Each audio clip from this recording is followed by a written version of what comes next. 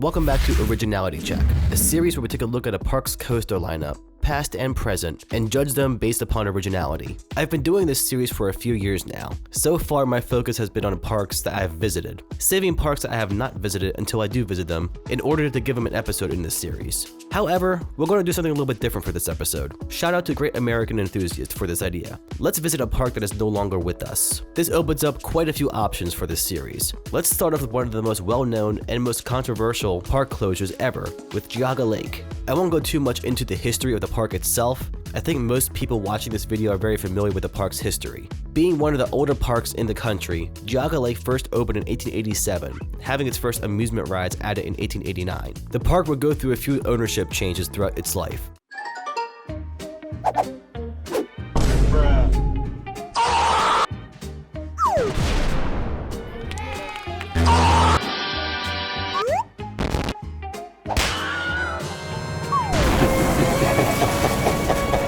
Yes, I know Zimmerman had nothing to do with this park's closure, but he seems to be inspired by the situation, and is determined to repeat history. Nobody likes you, Dick. Stop being you.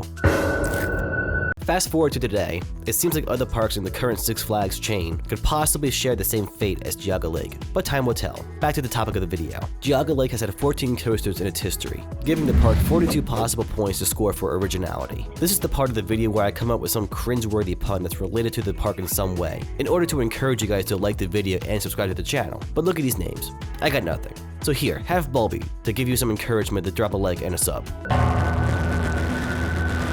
As always, we will go in order from the first coaster to open to the latest. Also, sorry if my voice is a little bit off for this video. I'm on the tail end of a cold right now, but the show must go on. Big Dipper. Of all the coasters that were lost from this park's closure in 2007, this was perhaps one of the most painful losses, being a historic classic coaster that opened in 1925. This year would have been the coaster's 100th anniversary if it was still around. This was a John A. Miller Out and Back wooden coaster, opening with the name Skyrocket in 1925, later being renamed the Clipper in 1947, and was renamed one more time the Big Dipper in 1969. Big Dipper did originally open at the park. It wasn't a clone, but the name has been used many times. 2 points for Big Dipper. Little Dipper. This was a Comet Junior coaster from National Amusement Device Company. Little Dipper opened at the park sometime between 1952 and 1962, and operated until 1975. This was just a small wooden coaster, borderline a kiddie coaster. You can ride a coaster very similar or possibly identical to it at Camden Park with their Little Dipper.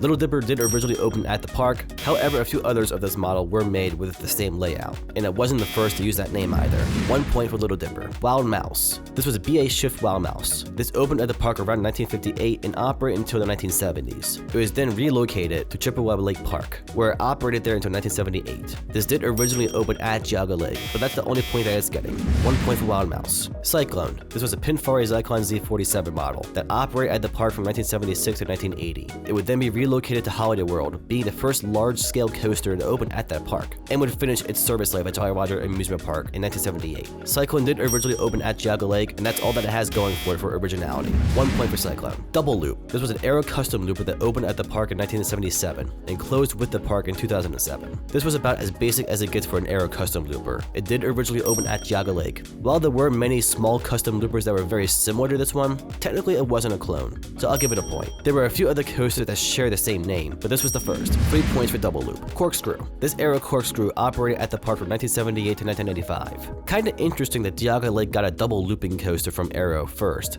then adding this the following year. This was a basic Aero Corkscrew model, being one of the earlier versions. This was then relocated to another park in India in 1996 and operated there in 2002. Corkscrew did originally open at Geauga Lake, but that's the only point that it has going for it. 1 point for Corkscrew. Raging Wolf Bobs. This Din wooden coaster opened at the park in 1988 and closed with the park in 2007. This looked like a pretty typical Din wooden coaster, nothing too special. During its last year of operation, the ride had a partial derailment after it rolled back. The ride remained closed for the remainder of that year, which happened to be the last year that the park ever operated. So not the best way for this coaster to go out, but at least it was original across the board. 3 points for Raging Wolf Bobs. Headspin. This was a Vekoma boomerang that opened at the park in 1996 as Mind Eraser, being renamed to Headspin in 2004. This operated at the park until it closed in 2007, and was relocated to Carowinds, where it operates today as Flying Cobras. While this did originally open at the park, it's a Vekoma boomerang, and not even close to the first one, so no point there. The name will give it another point though.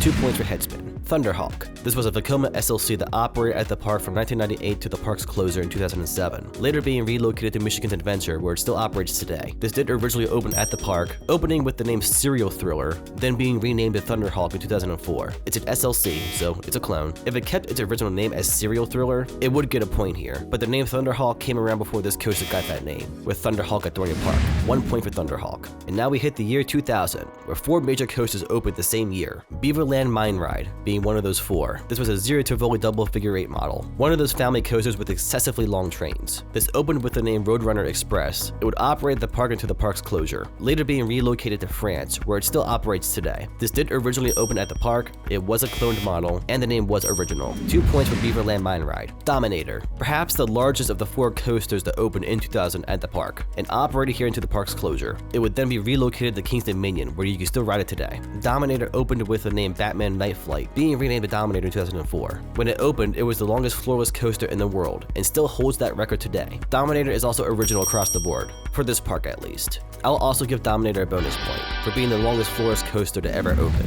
4 points for Dominator. Steel Venom. This intimate impulse coaster was also a part of the 2000 spending spree for the park, being the first of its kind to open in the country, and this was the first impulse coaster to have a twisted spike. It opened with the name Superman Ultimate Escape, being renamed as Steel Venom in 2004. This would operate at the park until 2006, later being relocated to Dorney Park, where it's still going strong today as possessed. Steel Venom did originally open at the park. While there are some clones of this coaster, this was the first of its kind, so I'll give it a point there. The original name of this coaster would have gotten a point, but the name Steel Venom was first used at Valley Fair for their impulse coaster, so Cedar Fair just copy and pasted the name, so no point there. While this was not the first impulse coaster to open from Intamin, it was the first with its layout, making way for a few others to open just like it. I don't feel this is significant enough for a full bonus point, so I'll give it a half bonus point here. 2.5 points for Steel Venom. Villain. This CCI wooden coaster is the last of the 4 major coasters that opened in the 2000 season. It's a real shame that this coaster couldn't be relocated to another park, as it was relatively new when the park closed in 2007, and looks like it was a super solid coaster too. It was also original across the board. 3 points for Villain. X-Flight. The last coaster to ever be added to the park was a Vekoma Flying Dutchman. This opened in 2001 and left the park after the 2006 season, being relocated to Kings Island, where it operated until 2018. This did originally open at Geauga Lake. It was a clone of Batwing at Six Flags America. However, this did open about a month before Batwing, so I'll give it a point here. While another coaster does exist today with the same name, this X-Flight came first, so it gets a point, ending Geauga Lake with a home run of points. 3 points for X-Flight. In 2004, the park was bought by Cedar Fair, receiving no further investments, and was closed with little to no warning after the 2007 season. There are 42 possible points to score for Originality, and Geauga Lake scored 28 points, plus 1.5 bonus points, making it 29.5. This gives the coasters of Geauga Lake 70% Originality. I guess that's not a horrible score. I was going to blame Six Flags for bringing down the score of this park's Originality, but honestly, most of the lower scoring coasters were from before the Six Flags era of the park. With a few exceptions, most of the coasters added by Six Flags brought the park's score up. Way to go, Six Flags. If only you could have kept the park going, leaving it to die in the hands of the Grim Reaper. I mean, Cedar Fair. And that'll do it for this episode of Originality Check. Should I keep doing defunct parks in this series? If so, what parks do you guys want to see next? Let me know in the comments down below. Alright guys, I've wrapped the video up here. Hope you enjoyed it, and I'll catch you in the next loop.